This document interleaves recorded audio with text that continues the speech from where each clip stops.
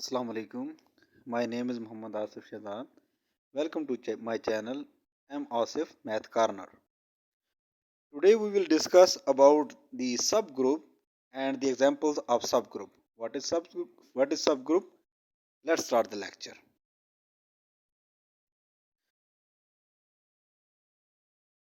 Subgroup. A subgroup H of group G is called subgroup of G if and only if H itself a group under the same binary operation, as we discussed in the sets, that the subset will be that set which has the same some elements of the superset. Like that, a subgroup H, or may say that the subset, if it is not until it is not a group, we can say that a subset H of a group G is called subgroup of G. H is the subgroup of G if and only if H itself a group under the same binary operation. If the G is with respect to multiplication a group, then H must be the group under multiplication. If G is a group under addition, then H also should be a group under the addition. What it means? It means that G fulfill the four properties: closure law, associative law, identity, and the inverses of each element. Like the G, H should also have the closure law, associative law. It should also have identity element, and H, every element of H should also have its inverse. Very easy to understand. Let's go next. Remarks. Let's talk about some remarks. Remarks are very important. Every group G has a group G itself and identity element. The G is also subset of itself G. All the elements of G are contained, as we discuss, as we know, as we learn in subsets. The improper subset has the complete elements of the superset. Like that, the subgroup G contain all the elements of G. That's why itself is also a subgroup of G, and only identity element. It is called the trivial group. Only identity element make a group that is also subgroup of G.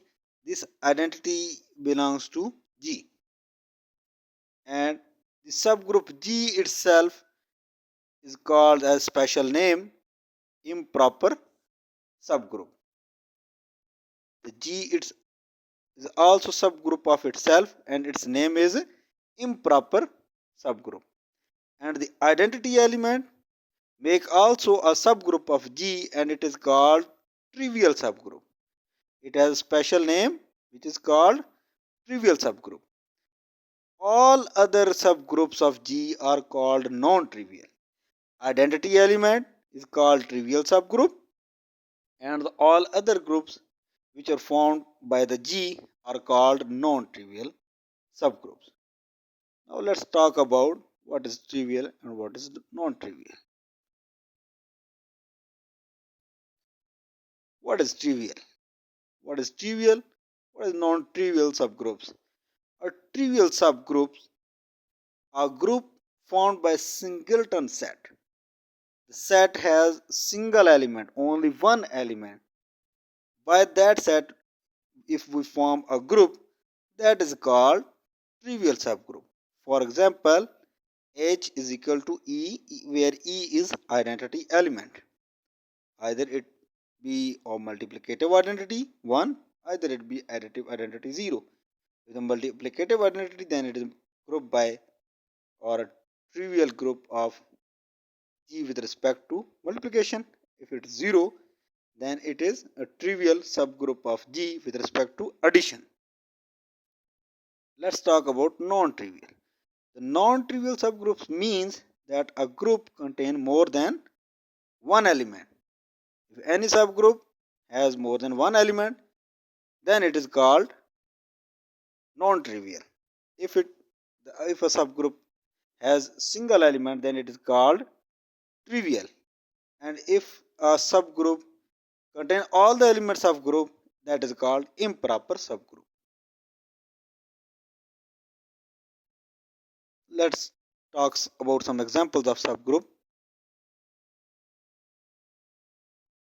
Z plus positive integers. Positive integers are the subgroup of positive rational numbers. As we know that the positive integers are plus minus 1, plus 0, plus minus 1, plus minus 2 contain in rational numbers.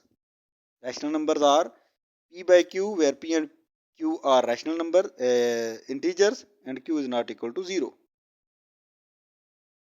And positive rational numbers is a subgroup of positive real numbers.